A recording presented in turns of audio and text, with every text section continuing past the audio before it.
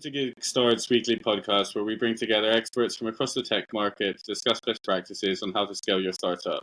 I'm Finn Dalton, and today I'm joined by Christina Carter, Senior Proposal Manager for Big Deals at AWS. So, Christina, I obviously came across you because of all of the great content that you've been putting out on LinkedIn around the topic of sort of bid management. So I was hoping maybe if you could sort of introduce yourself and provide a bit of an intro into how you got into the bid management space. Yeah, of course. So I have been a bid writer for or just working in bids, I should say, for over a decade.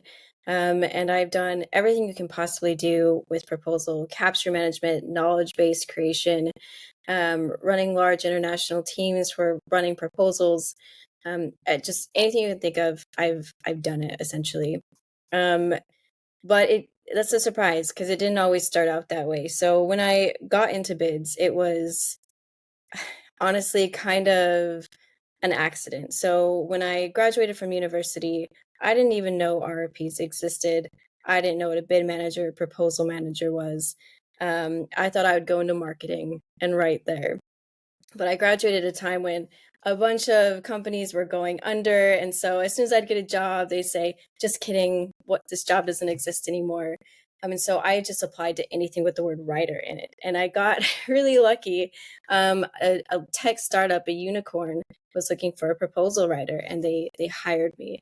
And I was a very junior proposal writer in a team of very seasoned and skilled proposal managers. So they taught me the ropes, and I stayed in it because it was a great opportunity and I loved it. So yeah, it was a complete accident. I wish we talked more about proposal writers and managers in our tech writing classes at university because it's a great career to get into. Yeah, no, that makes sense. I guess there's no real sort of university degree for bid management. No. Yeah. I guess what was it that you sort of studied at university? Well, I mean, or do you think there's any sort of degrees that would best set you up for a career in bid management if that was something you were looking to do? Yeah, so I actually got a degree in technical writing and political science. I thought I was going to go be a lawyer for a while. Obviously, I'm not.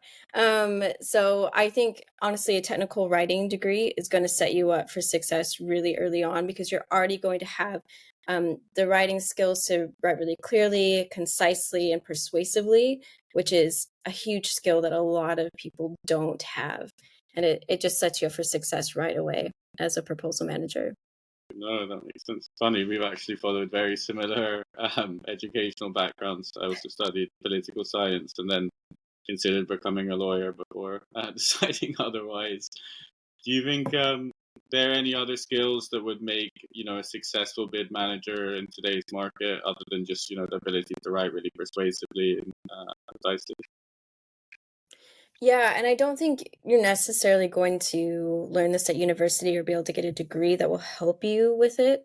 I think it's uh, going to be understanding how to talk to anybody, no matter who they are, in a persuasive manner. So trying to understand what they want and what they need, like what are their pain points, what are their problems, what do they want fixed, and maybe that's something they're not actually telling you, but that you can kind of understand from when they're speaking to you. So I think that was a long-winded way of me saying being a really, really good listener, and then being able to ask the right questions to get the information that you need, because that doesn't seem like something you would need as a proposal manager, but once you can really get that information, then you can kind of turn that into what you want to write in your RFP response. Whereas if you don't have that information, you just can't write a very good RFP response.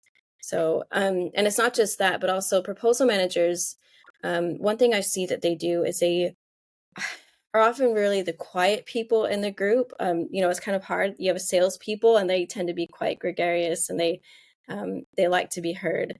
And so you have to be the person who can go in there and say what you're thinking and provide the insight that you most definitely have of how to win an RFP. And you need to be really good about speaking your mind that way. You also need to be seen as a leader within your company by the sales leaders and anybody else that you're working with.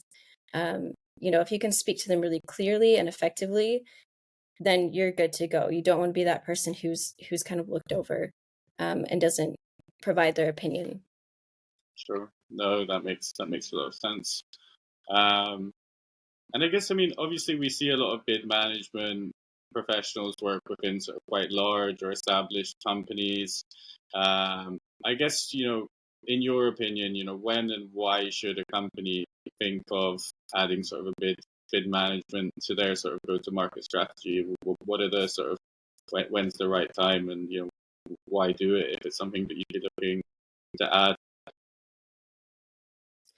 Yeah, so I think it really depends on your situation. So, if you are a company who is responding to RFPs for the public sector, so government, education, you probably need somebody who can respond to RFPs immediately. Whereas, no matter how small you are, whereas if you are responding to, non-public ones, you probably can wait a little bit to hire somebody. Um, Now, if you have a pretty established sales team and you're responding to, I think, more than 10 RFPs a year, you need to hire somebody, no matter what size you're at. But yeah, public sector almost immediately. Maybe not the first 5 people, but after the first 10, yes. Or you're not going to win those RFPs. And if you're not winning RFPs, it means you're not winning deals in the public sector. So you need to and one thing I want to add to that is I see a lot of companies make the mistake where their first hire for a bid management person is a very junior level person who really hasn't done it before, maybe doesn't have the confidence to do it. Where instead they should be hiring somebody who'd be more like a bid director role. Now, at first, that person is going to need to respond to RFPs and that individual contributor role, but you want somebody who can go in there and set up the mechanisms, the processes, the content, and help salespeople really understand how to win those RFPs right from the get go instead of further down the line. Like a lot of the times, like in companies, you're not going to hire your first software engineer as somebody who barely knows how to code. You're going to hire somebody who's been doing it for a decade. It's the same idea. Sure. No, it makes sense. I think for a lot of sort of earlier stage companies, it makes sense to hire like more experienced people off the bat, just because they can hit the Yep. ground much faster. If not, you end up, you know, hoping for more than you can get, if that makes sense. Exactly. Um, Exactly. do you think with the government sector and the public sector bids, do you think that, you know, RFPs are so prevalent there because it's sort of a combination of software and services together, or do you think uh, why do you think bids are so important there? Yeah. So I mean, a lot of the public sector, they require, like, it's part of the law for them to go out to RFP. And so even for smaller dollar amounts, or they have to go out to RFP, no matter what, just to be seen by the regulatory boards as above board. So that's why. And they're not going to purchase it without going to RFP. And because of that, you need to be responding to RFPs really powerfully and persuasively. No, that makes sense. And so I guess a follow-up question to that, like if you're a small company, like how do you get on the radar for those bids? Like, is there anything that you need to do? Like, I know G Cloud is quite important when it comes to government bids. Are there any sort of directories that you need to be registered on so that at least your name comes up when those bids become available, or what would be the process to that? Yeah, I mean, it's like you said, like a G Cloud, I mean, or Gov Cloud, like it's essentially you need to be on whatever framework it is that you want to bid on. I mean, depending on your country, region, and industry. So yes, absolutely. But that's not going to be enough. Like that's not going to solve all of your RFP problems. Although I wish it did. Um, if you are a smaller company trying to get into these larger companies, like win RFPs with these larger companies, then um, you're going to need to do two things, and that's create relationships with the right people within your customers' companies. Like you have to do that. You're not going to win. And also work with partners to get invited to RFPs you wouldn't have otherwise gotten invited to. So for the first one, if you're a smaller company, don't try and boil the ocean. Don't try and do everything with everybody. Maybe make a target account list of people that you want to work with. Reach out through LinkedIn or whatever way, other connections that you have to connect with people inside that company, with certain departments. Whoever's going to be making those decisions, make sure they're connected with the right people in your company so that when an RP does come out, They already know you, they already trust you, they already know what your service or whatever it is that you're selling is going to do for them.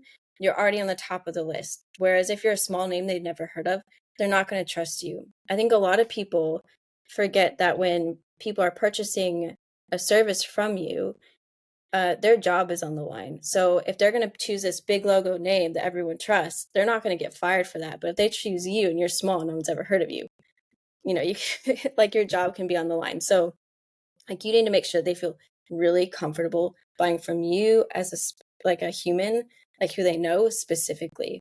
So I guess it takes a lot of work. It takes a lot of time, but a lot of bigger companies don't have time to do that. So if you can do that, you are going to win that RFP. Another way to do it is create similar relationships, but with like partners, like create partners of companies that are going to receive those RFPs, but maybe won't want to respond to all of it or do all of the work. And then they'll subcontract you, and you can be a part of that RFP that you wouldn't have been involved with in the first place. And this is a really good way for companies to get involved, I think. So just, and this is really easy to do, especially if you come from a previous company. You know people in there, especially like if they have a good partner team, then get to know them, get on their partner database, go get coffee with them every once in a while, make sure they remember you. They're going to invite you to those RFPs.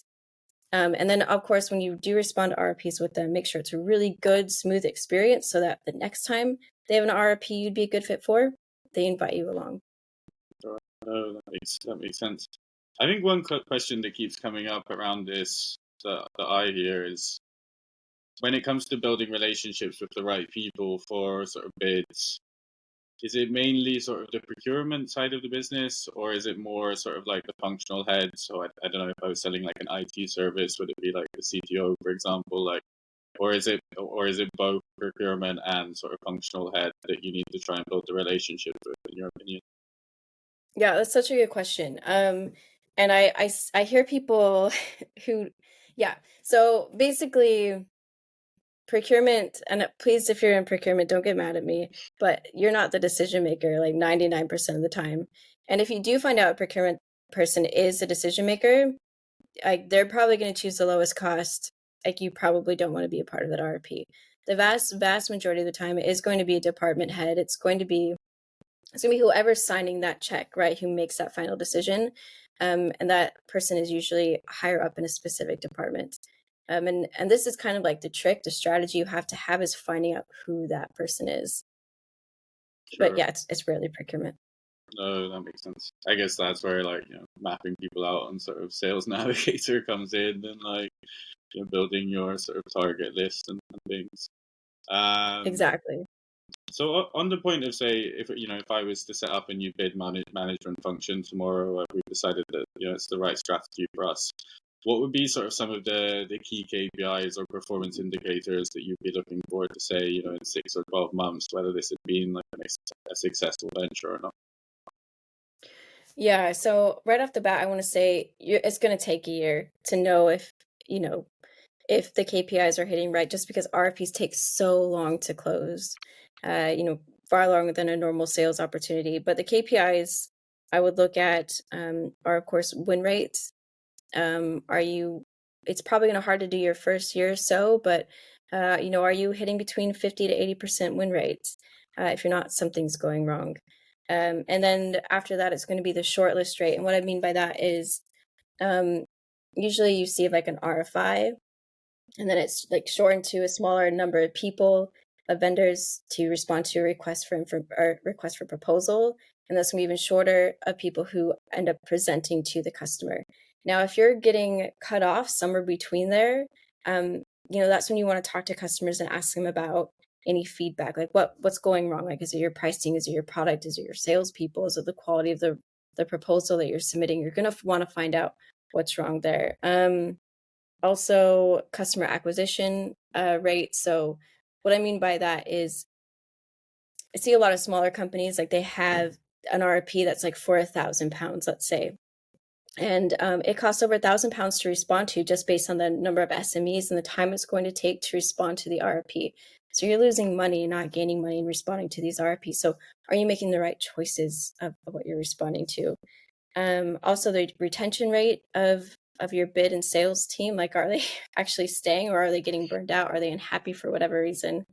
And one of the most important things is also, and this is the last one, is customer feedback. So after every RFP, you win or lose, you should be asking for feedback. And if they say that the quality is really good, it's persuasive, they enjoyed working with the people during the RFP process, then you're golden.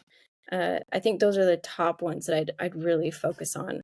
But of course, win rate is, of course, number one. Sure. No, that makes sense. I mean, it seems quite a high win rate then, sort of 50 to 80% seems like a good thing to aim for now. Yeah, and I mean that's going to be hard to do unless your salespeople and your bid team know how to win RFPs. If they're responding to every single RFP that lands in their inbox, you're going to have a less than 5% win rate most likely. Yeah, so really making sure that you're choosing your sort of battles wisely and putting your best foot forward is really important, and instead of sort of a more, you know, Exactly. you know, copy cutter approach. Um, cool. And you mentioned it takes like about a year to make sure that like a bid function would work out. I mean, in your opinion, you know, how many bids can a bid manager work on at any one point in time? And, when you're looking at this, what would be sort of a reasonable time frame to think that you could maybe close your first bid in? Have you seen any sort of commonalities when it comes to sort of average time to close deals through bids or RFPs, in your experience?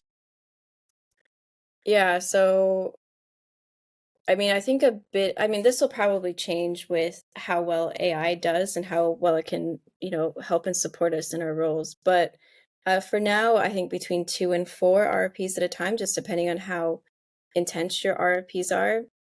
For example, if you're doing education RFPs, they're going to be a lot more intense than cloud computing bids. So it just, and public is going to be more intense than commercial. So it just really depends on where you're at. But between 2 and 4, any more than that, and you're going to burn out your proposal team and your sales team very, very quickly. Um, how long it takes to close is about, and once again, this is going to depend on your industry and public or commercial, but it usually takes over a year to close RFPs, and that's just because they are such a long process. There's usually quite a few internal gates everybody has to sign, within the customer's company, and so it does take quite a bit longer. Sure. I guess the hope on the back of that is that ultimately the business that you win through these bids might be multi-year contracts or more recurring revenue and the like. Is that right? Exactly. I mean, that's why. So, I mean, a lot of people hate RFPs. Like, they feel like they're a painful, difficult process. But exactly, like, the reason why you do it is because the largest companies with the largest dollar amount go to RFP. I mean, like, they usually are like a 5 year, 3 to 5 year contract. Like, those they're tough to get, but once you get them, they're really well worth it. Sure. That makes sense. You touched on briefly AI there and how that might make sort of bid managers' jobs a lot more sort of efficient and streamlined. Is there any areas where you see sort of AI having the biggest impact on sort of the bid management process? Um, yeah, I mean, I think that's 2 areas, and it's not there yet, but I think it will be. The first area is just doing the manual work that doesn't really take any brain space, and so I just mean, scheduling calls with the team or setting things up. I mean, just like the really almost like executive work that just doesn't require any brain space. I like the project management part that doesn't I don't know. Basically, if you could be listening to a podcast at the same time, hopefully we'll be getting rid of that quite soon so you can focus on the strategy instead of that. Another area that I think it's going to help with is the initial writing, and I don't think it's going to replace copywriters anytime soon. But at least get through that first draft of an RFP response. So you receive an RFP, you upload it, then it responds to all the requirements for you based on the knowledge that it has.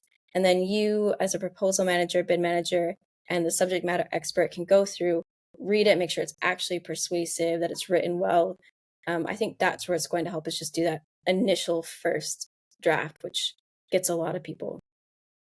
Sure, no, it makes sense. I think most bid managers that I speak with sort of swear by their sort of bids database and depository in terms of it helping them save so much time. So I guess maybe Yeah. with AI, you might be able to just use that sort of database and then have those pre-prepared answers that could then if there are certain questions that come up over and over again, um, it would help streamline that a lot.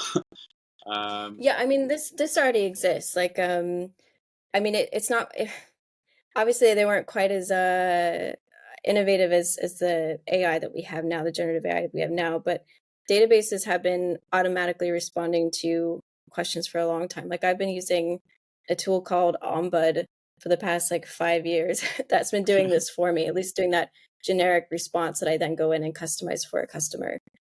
But I mean, like this is a really common thing that like we've been used to. So it's kind of nice. It'll be a little bit more powerful in the future. sure. I guess one more question on the sort of technological side of things. Like often when technology companies are involved in bids, there can be quite a lot of technical requirements within that RFP when it comes to things like data privacy, security, um, compliance. You know, have you got any suggestions on sort of the best way to sort of get up to speed with that, or how to tackle sort of maybe the more technical sides of the job? Because I think it can be quite daunting for a lot of people if suddenly they're having to sort of learn a lot of different sort of technological requirements in that sense. Yeah, I mean, it's gonna be overwhelming when you start any new company, right? No matter what your role is. So, like if you do feel that overwhelming feeling, yeah, I mean, it'll go away, and you shouldn't feel bad that you have that. But I think the best way is to work with the subject matter experts in your company.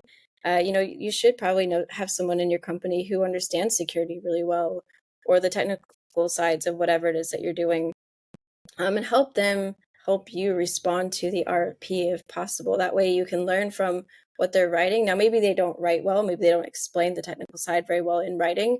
Uh, but as you edit it and fix it for the customer, you're going to learn a lot from doing that. And it's going to take a moment, but you'll get up to speed. I think if you keep an open mind, you have like you insist that you keep learning, like you take on time for yourself every single week. You block out time where you're going to train on the product, whatever it is that you feel like you're a little bit deficient in, and then you're going to be fine. Like you're going to get there as long as like you're being proactive about learning and talking to the subject matter experts. Sure. No, that makes a lot of sense. I guess coming on to the next question, are there any sort of common mistakes that you see companies make in the bid process, um, or mistakes that you see having quite a big impact on their sort of success rate that you think companies too quickly fix and to improve that? Yes. So I see two really big ones. One I've already touched on, that is hiring a junior level bid manager right at the front instead of a more senior level person who can just get in there and help you do smart, efficient things to win right away. The second thing that I see, and this really stops people from having a high success rate, is not creating really good relationships with your customers before the RFP is ever written. Now, you are going to lose 95% of the time if you don't have a good relationship with the customer before the RFP. In some industries, that's even lower. So you're just, or higher, I should say, a higher loss rate. So that's the number one most important thing you have to do. And yet, I see the vast majority of companies that I speak to, they receive an RFP and they respond to it because they see that the RFP is for a lot of money and they want to win that, or it's for a really cool logo and they love to see that on their little slide deck. But it doesn't matter. Like that's not gonna it's gonna make you less likely to win it actually. And so instead of uh, you know, I guess being really interested in winning without having put in the work first. Instead, have a really good go, no go decision matrix. So when you receive an RFP, you have some data driven ideas and best practices that tell you if you're going to bid for the RFP or not bid for the RFP. And if you don't hit those things, then you don't bid. Like I said, no matter how much you want to or feel like you should. If you don't hit those, you're not going to win it. Don't bid. If you do, you should bid because you have a chance of winning it. To me, that's like the biggest thing is, I guess that's like two things, but creating that relationship with the stakeholders. And then once you do receive the RFP, have that go no go process and stick with it. Otherwise, you're just going to be wasting so much time, energy, and money on a process that you're never going to win. Sure. So just being really clear on sort of your ideal customer profile when it comes to the bid, or your ideal criteria for that bid that you think you can do it. Yeah. Yeah. I mean, and it's going to be a mix of like best practices. So, the best practices, do you know the decision maker? Do you know their buying process? If you don't know those things, you're not going to win most likely. But also your own data that you have as a company. Do you not win in a certain region? Do you not win in a certain industry?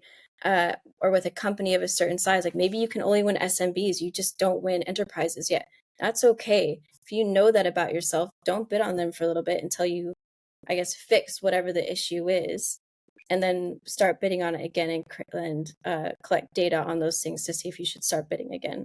It's just, I think it's like a really iterative process on this, like go no go decision that you make, but it should be based on data and best practices, So I mean, not a gut feeling. yeah, it sounds like you really need to like learn the lesson from every bid that you participate in. So whether it's a success or failure, why was that the case, and how can we learn from our sort of successes and replicate that over and over again, really. Yeah, Um, yeah, exactly. I guess you mentioned the first point, which is hiring the more experienced bid manager.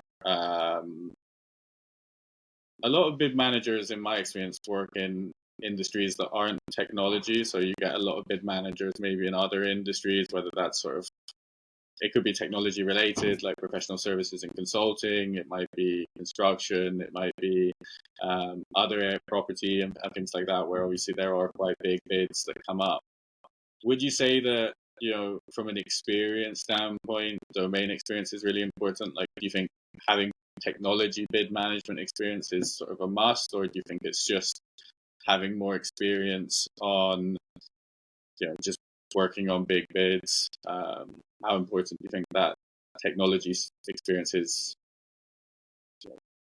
when working the Yeah, right good person? question. So I don't think it really matters if you move from industry to industry. Like I've hired people, I've worked in tech the vast Mm, majority of the time. I've been a proposal manager, but I've hired people from construction, I've hired people from legal, and it's been fine.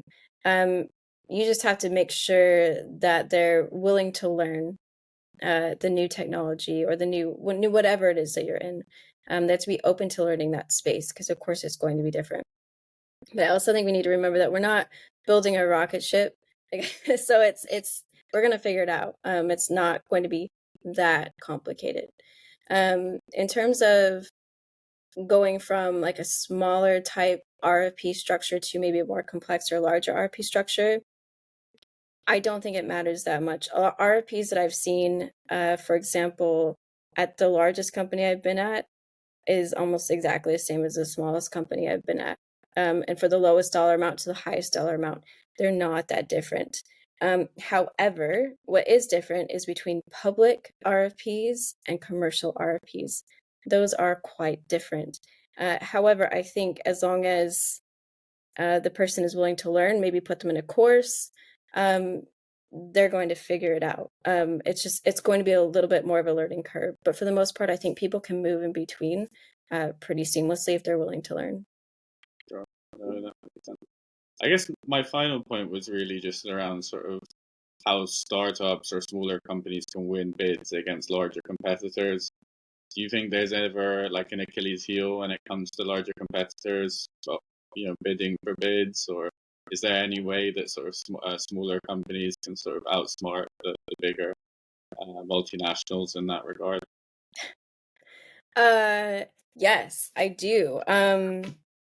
And I mean, I've worked for that underdog. Like when I joined my first company, they were under 100 people, but we were beating our biggest competitor a ton. The reason why is because I feel like I repeated myself a lot, but we were really good at knowing what we wanted to win like which accounts we wanted to win. And then we were very purposeful at creating relationships within that account, to the point where we knew, the C-level execs all the way down to, the individual contributor on the team that we knew would help us win. And so we just were really, really careful about creating those relationships. Whereas I think a lot of the big companies, not all of them, but a lot of them kind of think we are really important, we're really big, everyone knows us, we're special. And so they're maybe not as good at keeping an eye on all of their relationships with all of their customers. And so you can kind of get in there and show them that you're there for them. You're going to be a really good partner for them. Whereas maybe like the larger companies are not doing that. So it's all about creating that relationship. If you can do that, you're going to be fine. Sure. No, that makes sense. It sounds like the 101 is like building the relationships and being really clear on what bids you want to compete on. And if you do that, you can sort of have a good chance of success. Exactly. A really good chance of success, Sure. even against the big guys. Good stuff. And I guess if anybody wanted any advice on sort of bid management or how to build a bid function, is it okay if they reach out to you personally, or what would be the best way for them to get in contact with you on the topic? Yeah. They can send me a message on LinkedIn, on my email. I have a website because I'm starting a consultancy, and they can do that as well on my website. Oh, great stuff. And just the name of the consultancy, just so that they know where to go, obviously, if they were interested. Oh yeah, it's a really creative name. It's a rfpconsultants.co.uk. That sounds pretty SEO optimized, I have to say. Good Yeah. stuff. I might have Nice. asked some marketing people an opinion. Yep. Good, cool. Well, listen, Christina, thanks very much for walking me through, obviously, your experience and tips on how to sort of build out that bid management function, things to avoid, and how to be successful in that pursuit. Really appreciate it, and thanks for your time.